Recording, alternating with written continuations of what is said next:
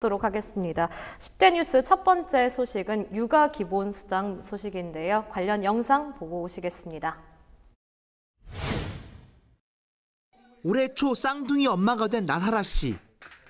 나 씨는 육아 기본 수당으로 아이 한 명당 매달 30만 원을 받습니다. 여기에 국가에서 지급하는 아동 수당을 더하면 월 80만 원을 지급받고 있습니다. 올해 8월까지 도내 출생아 수는 5,680여 명. 지난해 같은 기간보다 오히려 100명 이상 줄었습니다. 사정이 이렇다 보니 육아 기본 수당 효과에 대한 비판이 적지 않습니다. 네, 관련 영상 보고 오셨는데요. 첫 번째 소식 육아 기본 수당입니다. 올해 이제 전국에서 처음으로 강원도에 시행이 된 제도죠. 예, 그렇습니다. 강원도는 물론이고 전국적으로도 강원도가 처음으로 도입한 제도인데요. 네. 예, 해마다 낮아지고 있는 저출산 문제를 극복하기 위한 강원도의 고심 끝에 내린 결정입니다. 앞서 말씀드린 대로 전국에서 처음이다 보니까 다른 지자체는 물론 정부에서도 관심이 참 많았습니다. 이 과정에서 이 강원도가 최초 계획했던 금액에서 다소 금액이 조정되는 이런 상황들 발생을 했습니다. 어쨌든 1년 동안은 강원도 육아기본수당은 큰 문제 없이 무리 없이 지금 제도가 시행이 되고 있는데요. 네. 예, 관련된 사람들의 얘기를 들어보면 분명히 큰 도움이 되고 있다는 점에는 분명해 보입니다.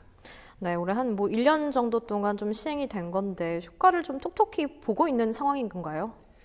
예, 제도가 시행된 지 1년밖에 되지 않다 보니까 이 숫자로 효과가 검증되기는 아무래도 좀 어려운 상황인데요. 네. 강원도 전문가들은 아무래도 또 3, 4년 정도 제도가 시행된 다음에 저출산율이 극복이 됐는지를 좀 검증해 봐야 된다. 이런 의견들을 내고 있습니다. 네. 제가 취재 과정에서 이 부모들을 많이 만나봤는데 분명히 아이들을 키우는 데는 큰 도움이 되고 있다는 얘기들이 많았고요. 다만 육아 기본수당 때문에 아이를 더 낳겠냐는 질문에는 또 물음표를 표하는 부모들도 많이 있었습니다. 네. 이 문제는 예산입니다. 강원도는 올해 약 150억 원의 예산을 육아 기본수당에 사용을 했는데요. 0세부터 48세까지 지원이 되다 보니까 앞으로 4년 동안 아이의 수는 누적이 될 수밖에 없습니다. 때문에 한 4년이 지나면 약 1,000억 원에 가까운 예산이 육아 기본수당에 투입이 되게 되는데요. 이 많은 예산이 투입되는 만큼 강원도의 저출산 문제를 극복할 수 있는 단초가 되기를 기대해 봅니다. 네, 좀 좋고 긍정적인 효과가 되길 좀 기대를 해보도록 하겠습니다. 육아 기본 수당에 대한 이야기는 여기까지 해보도록